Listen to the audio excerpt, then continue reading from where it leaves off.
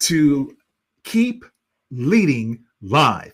Keep Leading Live and the Keep Leading podcast are dedicated to leadership development and insights. I'm your host, Eddie Turner, the Leadership Accelerator. I work with leaders to accelerate performance and drive impact through the power of executive coaching, masterful facilitation, and professional speaking. My goal is to help you stay inspired, stay motivated, so you can keep leading. Today, I'm streaming live on YouTube, Facebook, and LinkedIn. How many times this week have you pushed through exhaustion? Have you skipped lunch to power through meetings?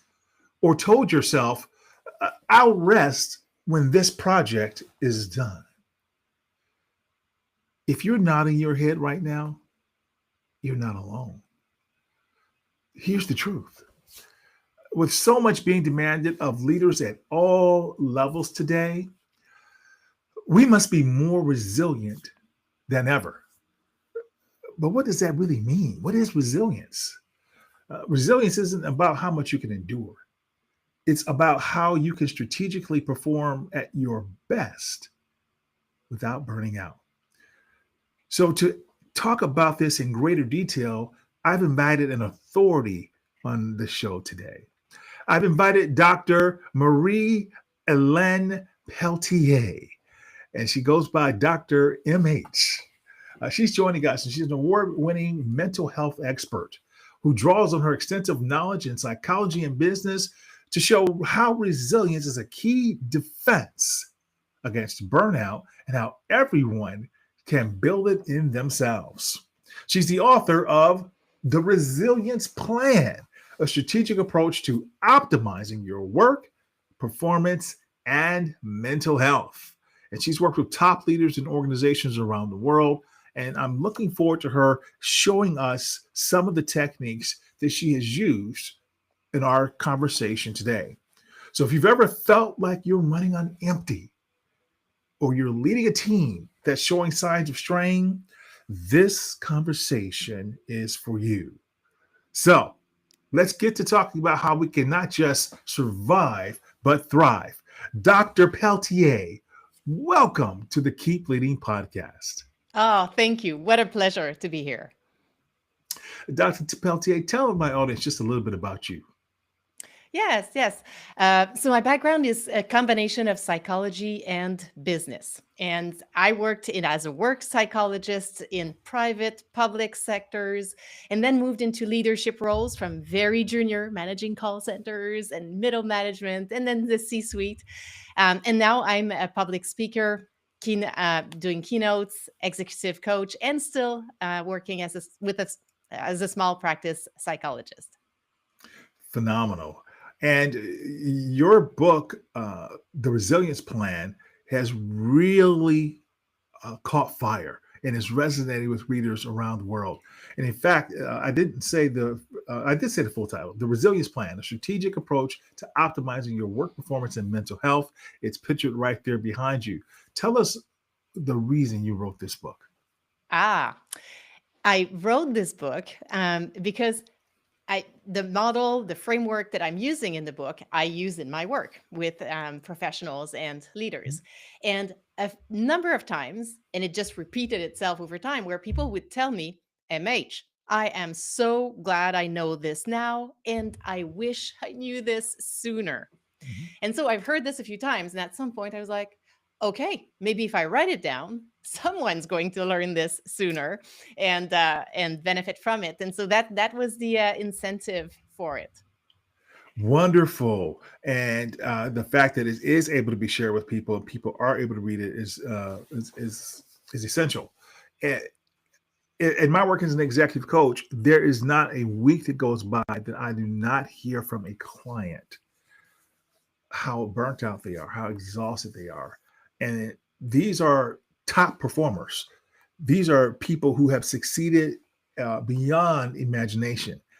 And when you hear people at this level, with all the stress that are on individuals and on corporations these days, uh, it just it seems like it's no longer just an anomaly. This seems like it's more of a daily occurrence with everyday people. What's been your uh, experience with this? Obviously, you wrote the book on it. What's been your experience with this in your clientele? Yes, very, very similar to what you're describing. We're hearing a lot about it. And I think it is a combination. Like, why are we hearing more Mhm. about it now, right? It is more something we talk about. That's one part of it. We've got efforts from the World Health Organizations, from various countries getting more involved in the overall conversation about mental health in general and the state of burnout in professionals and leaders and other groups as well. But there's also the fact that we're dealing with even more demands, Mhm. both acute and chronic ones. One of which, for example, is just having AI more present in our personal and professional lives. So it's not, sometimes it's acute in part, but it's also Mhm. always there. And so that combination of all of these demands at some point puts us at risk unless we deliberately invest in our resilience. Interesting. Now, Dr. MH, I covered this topic before, and I did it with an expert psychologist who I absolutely love. But what attracted me to you and your work was I love the book, love the title, and uh, but the idea that you're not just you're a psychologist, you're a mental health expert. So you're combining two different worlds. Is there a reason that we need to consider both? We do, yes. This and the other part that I combine also in this conversation is the whole business angle, the Mhm. importance of being strategic with our resilience. And that's an important additional angle. But to this first part you're mentioning, yes, the reality is we all have a physical, a financial, and a mental health. Okay. And they Mhm. all impact each other, of course.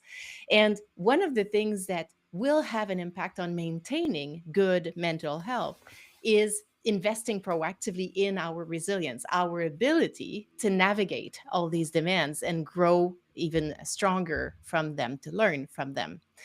The challenge, part of the challenge is that if we reviewed all the things that we can do, should do to increase our resilience, you, me, everyone listening to us, we could make that list. We know the information and we trust the research, and we should. It is true. Mhm. However, the challenge often comes in the implementation. And that's where the business side, the strategic side, is so important in changing how we think about our resilience, changing that conversation, and most importantly, what we do. Excellent. Yes, and the idea that yes, many people are comfortable talking about psychology and human makeup, but when you talk about the mental health component, a subject that was kind of taboo in some senses for many years, right? But now people are understanding that mental health is not taboo. It's something we need to talk about more. And in fact, some of us may be dealing with mental health issues that we didn't even realize it. And so you cover something in your book that I thought was pretty interesting. You said our mental health is on a continuum. And I just stopped when I read that sentence. I thought, wow, I never considered it like that. Tell us a little bit more about what you mean when you say that. Yes, yes. This one came up as I've been teaching at the University of British Columbia executive education for years, Mhm. speaking with leaders of all levels, and and I was mentioning mental health, which when we're in the field, we think of it this way, but as leaders and having been a leader, we don't. As a leader, we tend to think of mental health as a dichotomy. You're either mentally healthy, which Mhm. most of us are, we assume, and or we're not, which unfortunately a few of us are not, and that's just the way it is. The problem with this is that number one, it's not the reality of it, but one of the problems means that we're going to be, say, on the healthy side and gradually slide. But because we're thinking of it as a dichotomy, we're not going to even pay attention to that slide until we're on the other side, fully burnt out over here. And so when I talk about the continuum is to help us make sure we see that line, that yes, there is a dotted line. At some point we move on having, say, a mental health disease or challenge or disorder, but it is a continuum. And the beauty with this, other than that's the reality of it, is that it Mhm. means we want to pay attention while we're on the healthy side when our mental health is moving here, so that we can proactively take actions to bring it back to as healthy as possible. Much the same way we think of our physical, and we should think about our financial health as well. Yes, and so when we think about our physical health and our financial health, we often need someone else to show us the way. And sometimes we may not even realize we have a physical malady until we show up for a doctor's annual visit or something, and he says, "Hey, listen, this is wrong. You need to check on this. We need to do some work." Or with our financial advisor says, "Hey, listen, these are not quite the way they should be." What resources are there? How can we know as leaders when our mental health needs to be regulated because we're now sliding, as you say, into this Mhm. area that we don't realize? Yes, yes. Well, certainly if anyone listening, we're here today and we're thinking, yeah, I feels like it's not right kind of thing. I would say a good recommendation is to go check in with a professional, to your point. So that way, an external person who has the expertise, like a psychologist, for example, will help you figure this out and see exactly where you're at. Mhm. But for most of us, one of the things we can think about today is to think about when we were feeling our ideal self on a 0 to 10 scale, a solid 10 or a 9.5, pretty good, whenever that was, a few years ago. And you Mhm. compare it to where you're at now, you'll be able to see how that compares. And sometimes you'll say, yeah. And you'll look at things like, I'm really my same usual self in terms of making decisions, in terms of my concentration, in my energy levels, in my ability to interact with others, versus finding yourself having a hard time making decisions, Mhm. um, needing to reread the same document a few times, or being impatient in your Yes. interactions with others. And these are just some of the signs, but you'll see it. And often the shortest way to summarize this is, are you your usual leader self, if you're in a leadership role, for example? And people will know. Your clients, my clients, they know. If you ask that question, we ask it to ourselves, we'll know. And it's important to be realistic about it, as much as we really don't like to acknowledge if we're not where we used to be. Mhm. Because certainly from a pure health perspective, as the psychologist side of me is saying, just for your health, it's so important. But then sometimes I'll get my clients who are hesitant to do it for their health. I'll say, do it for your brand. You've spent Mm. decades building this brand as a professional, as a leader. And because of these hits on your health, you're not your usual self. You're not that guy. You're not that woman. You're not that person. And that's impacting. And frankly, Eddie, they more often listen to this. I'll get them on that argument more than on the health one, even though, yes, health would be something that is very important. That is so true. I love the way you said that because that will resonate deeper, and I think with a wider spectrum of people when you put it in those words that it you want to do it for your brand. You've built a reputation, and it took years. And if you're no longer able to show up that way, or things are happening to you, and you're trying to mask it, and it's not working anymore. So, wow, I really appreciate you sharing that. And to that end, it leads to one of the other reasons I was attracted to your work is when I saw your book in the cover, you have something there that I've always used as the illustration for resilience. Tell us about the rubber band. Ah, well, the rubber band and the shape of that rubber band, it ties into a few things from my book. But I mean, number one, it's not, a rubber band can be broken, right? Mhm. And so, no, it's not something that, oh, just am resilient as a personality trait. It's in me and cannot move, will not change over time, and it's wonderful always. No, it has a fragility to it that can be nourished in the right conditions, but can suffer also in more challenging conditions. And so you want to think about it also as something that you're stretching as opposed to breaking, for example, but also the shape of it that we very intentionally had Uh-huh. on the cover. is similar to that twisted DNA symbol. And in my book, my framework about being strategic about your resilience very much involves just like what we think of as the DNA, this visual that we see often. The two sides, like the sides of a ladder, are both the professional and the personal side, Mhm. because that's another thing. Often leaders will come to you and to me thinking more about their work, the work side of things, which is, of course, where we'll put most of the focus. And we need to also weave in the personal. It's not Mhm. like emotions have lanes. You were still the same person. So these two are connected and need to be thought of in that sense, that they're both part of our full context. And then the rungs of the ladder I describe in the book, but that was part of having that shape that also connects with the framework. Beautiful. That's something essential for people to remember when it comes to resilience, what it looks like, how we define it, and how we actually execute on that. So, to that point, you offer several solutions, pardon me, in your book about how we build this resilience. So, for my listeners who are burnt out, who are exhausted, how can they benefit from what you've documented in your book?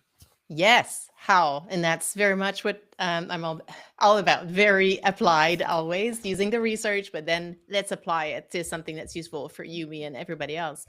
So, and I'll tell you the way this emerged, even because again, I was speaking with professionals and leaders, and they were saying, "Yeah, MH, how complicated can that be? This resilience thing, Mhm. really?"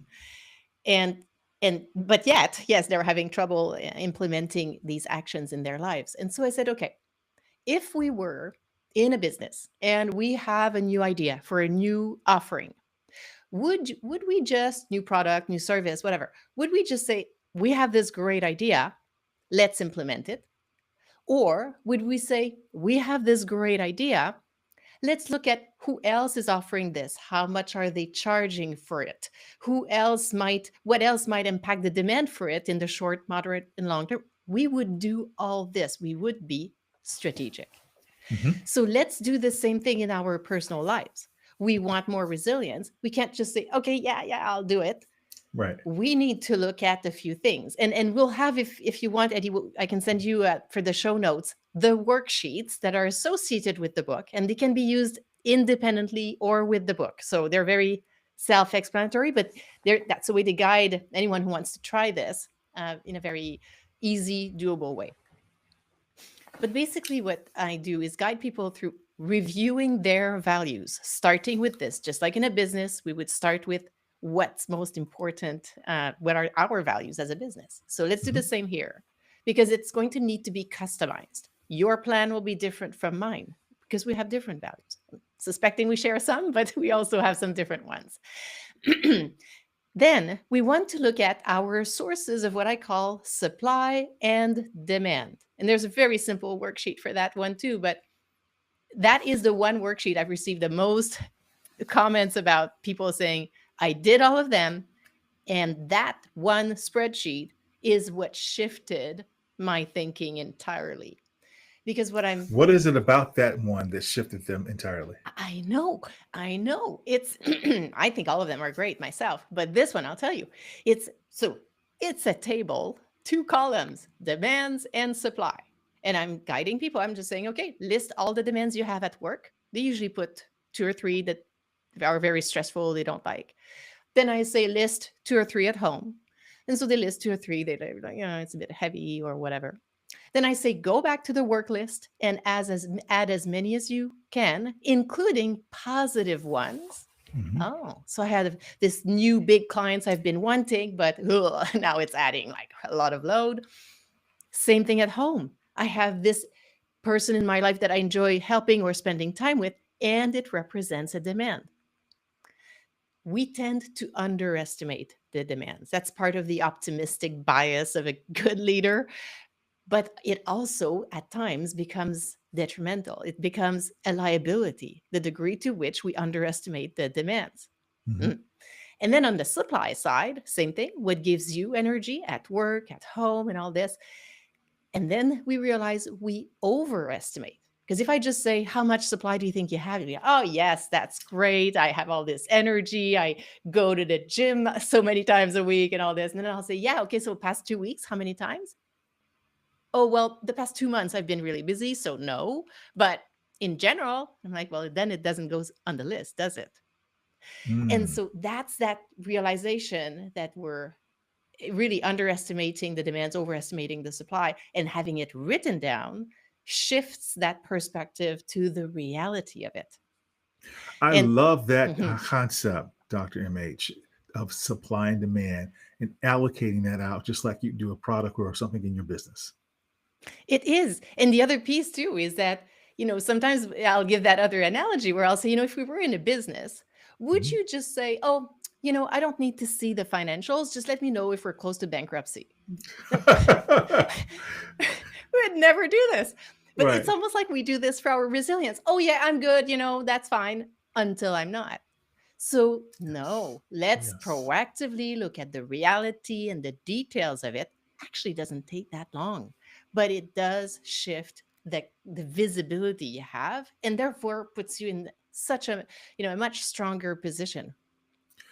Now, are you saying that those are in the back of the book? Because thank you for sending me a copy of the PDF of the book.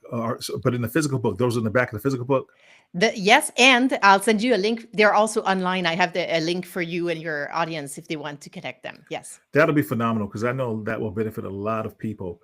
I mean, I listen to people talk about the fact. I mean, obviously, there's not a day that goes by that we don't pick up the paper and see how many demands are put on people as companies are doing massive layoffs, as AI is creating this tremendous disruption in industry. And there's one quote that I quote repeat a lot that came out of the Wall Street Journal. It said, when companies are keeping people, if you weren't one of the people who were laid off, you're happy, but it said, we still think you're not working enough, which means we're not giving you additional resources Mhm. just because we kept you. We expect you to do more, but in the way that you said in my GE life, uh, do more, but do it faster. Right? Do more with less, but do it Yeah. faster. So what is someone supposed to do? How can they build? You gave us some tips here, and we got the spreadsheet links you're going to share with us. But is there any other practical steps that someone can take as a leader when their plate is already full to as you said, hey, don't wait till I'm actually bankrupt on my energy, but how can I be monitoring this and now take active steps to bounce back, as your rubber band illustration says? That's right. And that brings us to a critical central aspect when we think of resilience, particularly in a work context, Mhm. is that resilience, we need to think of it in a systems type of way. So we've got us, the individuals, we've got the team we're in, we've got the organization we're in. We even have the country we're in, the moment in time we're in. So many Yes. things impact our individual resilience here, and our individual resilience influences these other parts as well. So it is a reciprocal relationship. Now, this so far we've talked a bit more about us as individuals here, because my point is, even if all this is a system, we don't want to just say, well, this is my team's fault, this is my organization's fault, this is the world we live in, and I've got no impact or control or power over this. Not true. There are things we can do. That being said, would also be a mistake to think that it is entirely in our hands, right? So we also want to be looking at, okay, what can we have a conversation as a team on where do we have opportunities to decrease stress points or moments where everyone gets more anxious or nervous because it is a procedure we don't do often, or we're not as optimized on, whatever. Mhm. We can talk about things as a team.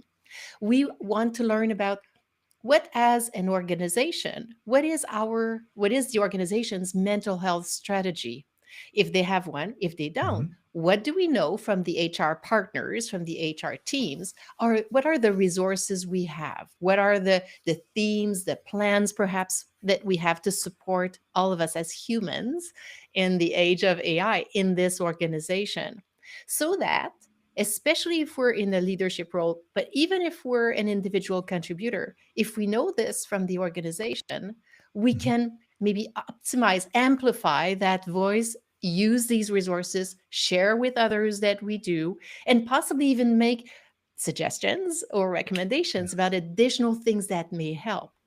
And so, and that's important to think of it this way, because when we're looking at, say, workload, for example, culture, opportunities for growth and development, and so many other factors that we know influence the resilience of everyone, psychological safety as well, there are things we can do. And often actions, people will shy away from, say, conversations on workload because they think leaders will say, well, if I open Mm. that conversation, Yes. it's, yeah, I won't be able to do anything. It'll be terrible. It's better to not even talk about it. And you see where this is going. I'm going to say, no, we do want to open up that conversation. We can do it in a realistic way. We can say, I That is probably one of the cannot change. number one corporate fears. I will tell That's you. right. Yes, I Absolutely. know. And yet, that's probably the number one corporate opportunity to change how Mhm. resilient people are, how we feel about the psychological safety in this organization and in the team we're in. So, yeah, no, we can open the conversation, we can open it realistically and look for the nuggets. And we've all been there. You find something that looks like 5% of the overall situation, you change it, and it feels like a 20% change, which Mhm. starts feeling material. Right? So we want to open that. So this is a very salient point that you're making. I really appreciate how you said that people should not consider this as an undertaking that they have to do all by themselves, that to consider this as a systemic cultural shift that might need to be made inside the organization. And the organization is where many people might say, hey, that's where all my pressure is coming from. So to have that courage to be able to have that conversation with their manager, try to start the conversation with the team, try to make that something that maybe we can promulgate throughout the organization to help build resilience as a community in the organization is really something to consider. I really like that. So thank you for sharing that. Absolutely. Yes. And What's there the are, mo? so Go go ahead. ahead. I Go was right just going ahead. to add an example of this just to get very practical quickly here. But an example, because people may say, okay, I like the idea. It sounds very, whatever, inspiring perhaps. Mhm. But concretely, what can I do next week without additional budget or additional anything?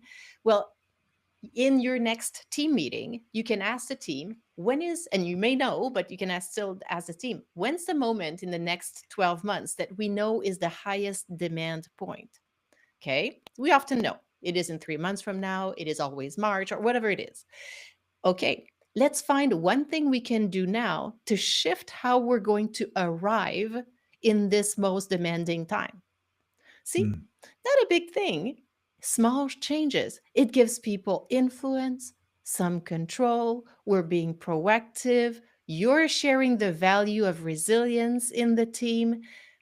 Didn't take budget or a lot of time. That's an example. Thank you for sharing that practical suggestion. That's going to help a lot of listeners. Dr. MH, you've shared a lot of morsels of wisdom with us in this conversation. What's the most important concept or lesson you want listeners to take away from our time together?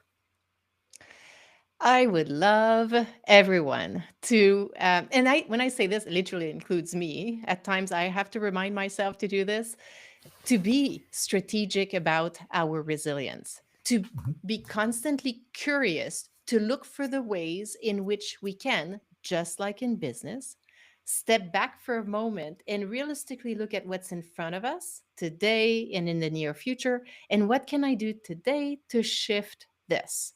And what for each person that will vary. Again, always love the practical. So I'm going to give a small example. A lot of leaders will tend to recover in a very active way. They do cardio, they do strength training, and these are wonderful things we want to keep. For many leaders, meditation is not on their list. They sort of know the research and that, but they've tried it. Maybe they think it's not for them. Consider this. If you're wondering concretely, MH, what can I try now that I have unlikely tried? Start the meditation. Find an app that's easy for you. Start with 2 minutes, 5 minutes, and start implementing, because that is one of the things we know from research makes a difference. Well, that's a phenomenal suggestion. And as you said, there are many apps that help people to do this. Many people wear smartwatches, and I know that the Apple Watch has that feature built in and will remind you, hey, it's been a long day. Take a minute to do some mindful breathing or what have you. So that's a really great suggestion. Thank you for that. Yes. What's one quote that you use that helps you to keep leading, or the best leadership advice you've ever received? Oh, that is a good question. So many. I'll I'll say, well, related to today's conversation, one that and I don't know if it's a famous quote from, it's not necessarily from someone, but a sentence I tend to use, especially with busy leaders, and again, applying it to myself, Uh-huh. is anything is better than nothing. And that's a bit important because often part of what got us to good leadership is doing things fully 100%. I need to have my half hour of this. Oh, I cannot do half hour. I will do it tomorrow instead. Mm-mm. You cannot do half an hour? Can you do 15 minutes? Can you do 5? Can you do 1? Just anything better than nothing, because then you're maintaining the habit, you're maintaining the message you tend to yourself, you're maintaining your curiosity to look for ways to make it work. And so yeah, I'm going to go with that. Anything better than nothing. Anything is better than nothing. Those are indeed words to help us all keep leading. It's been a pleasure to have you, Dr. MH. Where can listeners learn more about you and your work? They can go to theresilienceplan.com. So, and we'll have perhaps this information in the show notes. Always love connecting on LinkedIn. Send me your an invitation and we'll connect. And then, but that link will get you to my website, to the book, and we can go from there. Wonderful. Well, I'm going to encourage all my listeners to follow Dr. MH Pelletier. She is a phenomenal leader who's doing tremendous work. Get a copy of her book and use those tips to help you in your journey of leadership so that you can keep leading. Thank you again for being a guest on the Keep Leading podcast. Thank you. It was a pleasure. And thank you for listening. That concludes this episode, everyone. I'm Eddie Turner, reminding you that leadership is not about our title or our position. Leadership is an activity. Leadership is action. Leadership is not a role that we play. It's who we are. It's not a garment that we take off and put on. We must be a leader at our core and allow it to emanate in all we do. So whatever you're doing, always keep leading.